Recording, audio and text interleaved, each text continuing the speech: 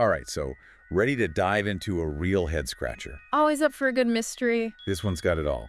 Shipwrecks, vanishing planes, unexplained compasses going haywire. You guessed it, we're tackling the Bermuda Triangle today. Ah, the Devil's Triangle, a classic. I've got a ton of listener questions and some really interesting excerpts to dig through. Let's see if we can separate fact from fiction.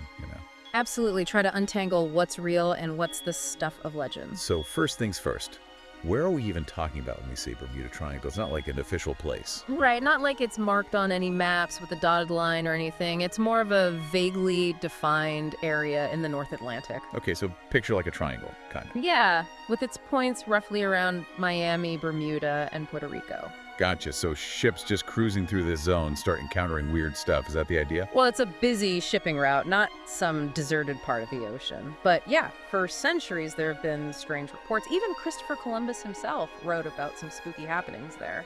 No way, Columbus. That's going way back. Oh yeah, 1492, imagine that. He noted weird compass behavior, unexplainable lights, the whole 9 yards. Talk about an ominous start. Right, and that was just the beginning. But what really put the Bermuda Triangle on the map, so to speak, were the unexplained disappearances starting in the 20th century. Planes, ships, it's like they just vanished into thin air. And those are the stories that really grab you. Like the USS Cyclops, a massive Navy ship, over 300 people aboard, just gone in 1918.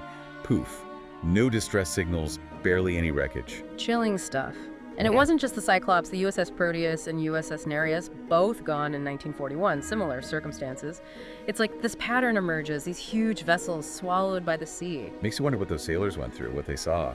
It's the lack of answers that makes it so unsettling. But we have to remember, back then, navigating wasn't what it is today. No GPS, no fancy communication systems. Right, they were basically sailing blind compared to now. Basically. If something went wrong, sending for help was a whole different ballgame.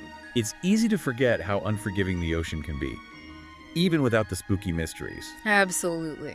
And it wasn't just like rough seas or getting lost, right? We're talking about the Bermuda Triangle. There's got to be something else going on. Well, there's the Gulf Stream for one. Oh yeah, that thing's like a river in the ocean, isn't it? Exactly. Cuts right through the triangle, hundreds of miles wide, moving fast, like up to 5 miles an hour. Seriously. Yeah. It's like faster than I walk. It's powerful even today with modern ships and navigation. Imagine back then, getting caught in that unexpectedly. Talk about thrown off course. Miles, easily. Could push a ship right into a storm, toward reefs, who knows? Okay, and then there's the whole rogue waves thing, right? Now those are the stuff of nightmares. I mean, used to be just sailors' tales, but now we know they're real. Oh yeah, walls of water, sometimes over 100 feet high, appearing out of nowhere. Imagine seeing that on the open ocean. Terrifying. And they can sink even big ships. No time for distress calls or anything. Like that ship, the Mary Celeste. Right. Not technically in the triangle, but same creepy vibe. Crew gone, ship perfectly fine. Exactly. The ocean can be so unpredictable, so powerful. Makes you realize we don't control as much as we think we do. For sure. But, okay, let's talk about the big one. The event that really put the Bermuda Triangle on the map, mystery-wise. Flight 19, I bet. You got it. 5 Navy bombers, just gone, 1945, a routine training mission, poof, vanished. It's the one everyone brings up, and for good reason. What makes it different besides just being planes instead of ships? Well, 5 at once, that's already strange. But also, these were experienced pilots, led by Lieutenant Charles Taylor. No rookies. And there were those radio transmissions, right? Spooky stuff. Right, Taylor talking about compasses malfunctioning, saying everything looks strange, even the ocean, like they were in some other dimension. And then silence. Gone. And to make it even creepier, the rescue plane set after them.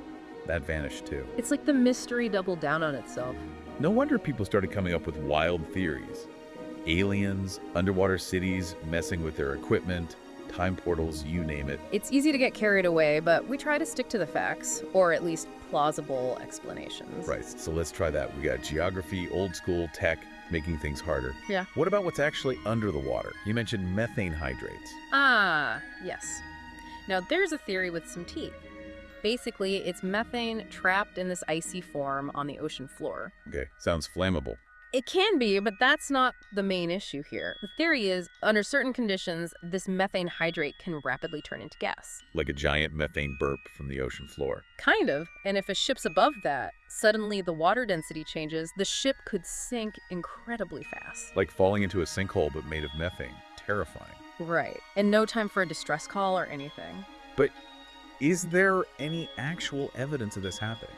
That's the thing. It's a cool theory and scientifically possible, but we haven't found that smoking gun linking it to actual disappearances. So, another piece of the puzzle, but not the whole picture. Exactly. It's always more complicated than one simple answer with the Bermuda Triangle. So many strange things happening in one place. It's easy to go down that rabbit hole of crazy theories. But we like to stick to the plausible, at least somewhat. Speaking of which, what about the whole compass thing? I know we touched on it briefly, but the excerpts mentioned magnetic anomalies in the Bermuda Triangle. Is that a real thing? Well, it's true. The Earth's magnetic field isn't perfectly consistent everywhere. There are variations, and the Bermuda Triangle does have its share. But here's the catch. There's really no evidence to say those variations are any stronger or stranger there than in lots of other places in the ocean.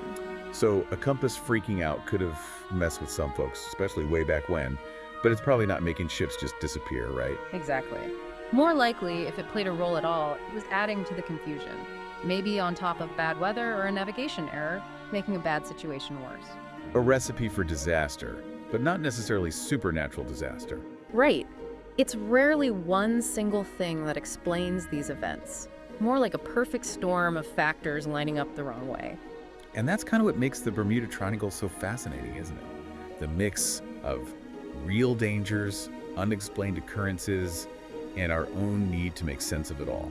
I think that's a big part of it. Even now, with all our technology and knowledge, the ocean still holds a certain mystery. The Bermuda Triangle just brings that to the forefront. It's humbling, in a way, realizing how much we still don't know about our own planet, let alone the universe. It's good to be reminded of that sometimes. We love a good mystery, but we also crave answers. Maybe with the Bermuda Triangle, the real allure is that it might not have one clear-cut explanation. That sometimes the best mysteries are the ones we never fully solve. It's that sense of wonder that keeps us exploring, keeps us asking questions. Absolutely. The Bermuda Triangle may not be supernatural, but it reminds us that the world is full of wonder, full of things we haven't figured out yet. And that's pretty exciting. It definitely is. Well, there you have it, folks. The Bermuda Triangle, a place of real danger, enduring mystery, and endless fascination. Big thanks to our expert for diving into this topic with us today. And to all of you listening, keep those questions coming. Keep exploring the world around you, and we'll see you on our next deep dive.